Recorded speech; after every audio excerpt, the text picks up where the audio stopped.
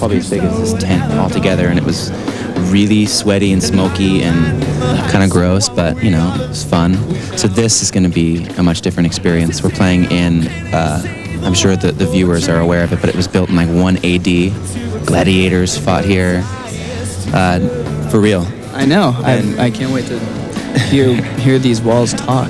If these walls could talk. No, we actually spent most of our touring budget hiring guys dressed up as gladiators for this show, and we have tigers we're going to release onto the crowd to bring back that sort of the spirit of the olden days, Swiss Roman nostalgia. So, and there are tigers and lions waiting. They land waiting underneath the ground, and you'll see somebody's going to pull a chain, and these doors are going to open, and all these tigers and lions are going to come in and fight the crowd. Point of reference, Gladiator, Russell Crowe. There's also going to be scantily clad, greased up, like Roman Greco-style men, torso guys, like all upper torso, regulating the crowd, wearing like Speedos and chest pieces.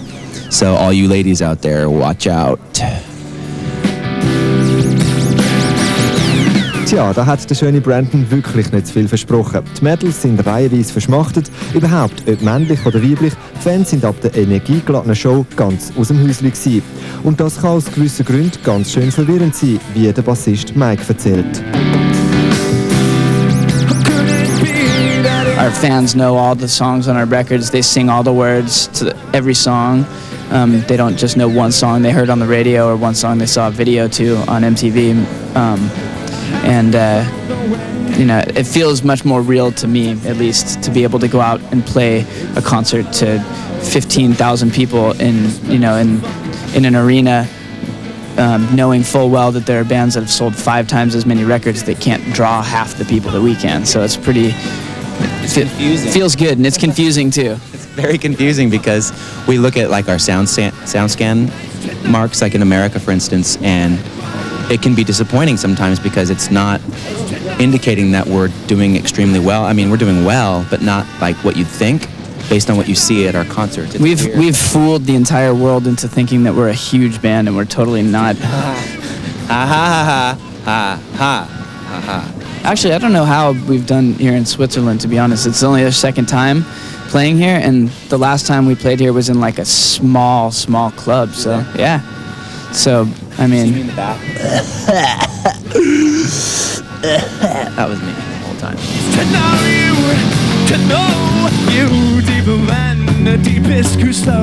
That was the most difficult show of.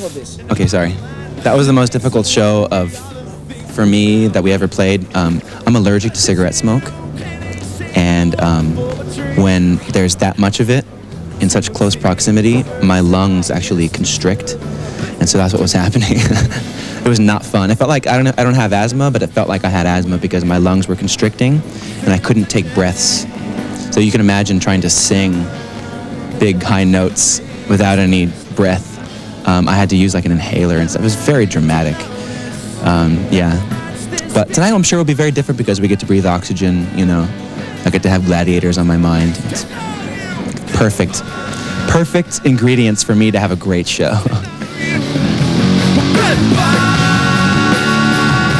Wer wissen will, warum der Brandon und Co. knapp an einer Gruppentherapie entgangen sind oder wie die Zukunftspläne von Incubus aussehen, dann zappen die ja nicht weg.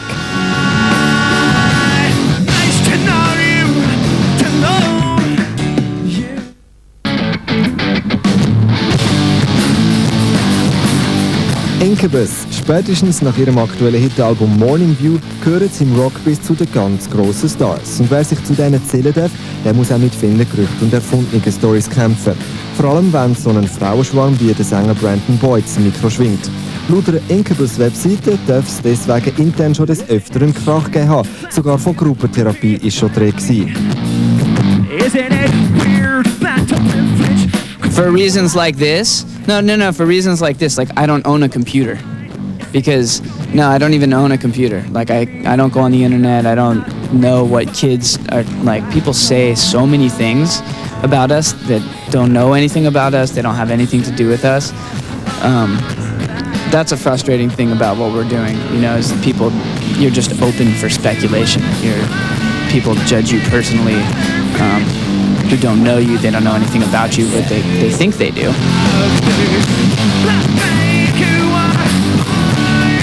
Ja, und was ist jetzt mit dieser Gruppentherapie?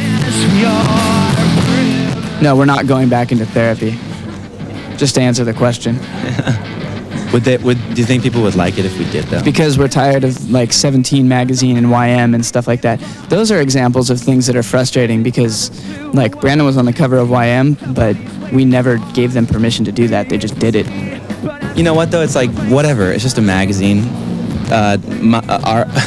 And so that's why things like when you read something like that on the internet, Incubus going back into therapy for their being mad at Brandon for his YM and 17 mat and stuff like that. We have nothing to do with that. We don't even we didn't know that was gonna happen. Who cares? I have a confession. I have a small confession to make. I actually really, it's not secret anymore because I'm telling everybody, but I enjoy the fact that people speculate so much, and it's not just they do it with everybody. Anyone who's ever been in the spotlight, even if it's for 1 second or a year or 10 years, I enjoy the fact that people speculate because when there's situations like us, we have nothing to do with it. Like I never even go on our websites because they kind of frighten me too. But when you read them, they're so outlandish sometimes that they're entertaining. And it's like free entertainment. They just use your name and your likeness sometimes, and you're just like, hey, look at that, I got my head chopped off in a tragic knitting accident, and the tour has been canceled, but will be resumed next year. I swear, like you hear the most tripped out, outlandish, rumors and stuff, and I have to admit that they're kind of entertaining in the end. So say all you want, it's cool. We like it. Im Gegensatz zu all dem ist es aber kein Gerücht, dass Incubus schon bald wieder ein neues Album in Angriff nehmen wollen. Wie das aber genau tönen soll, das steht noch in den Sternen. I think going back to make a new record is very exciting for all of us. To think about, where we're going to head off in the future musically. We don't know any of these things until we actually start writing. Still things start coming out of us, and that's kind of a delightful uncertainty. It's like, nice. Yeah. It's one of those things that that's one of the really exciting things about it for me is that we just don't know what's going to come out of us. And when we don't really know actually how anything's going to turn out until it's done and recorded and mixed, and then you kind of take a step back from it and go, wow, okay, have no idea where that came from, but cool, it's just it's an extension of our brains collectively.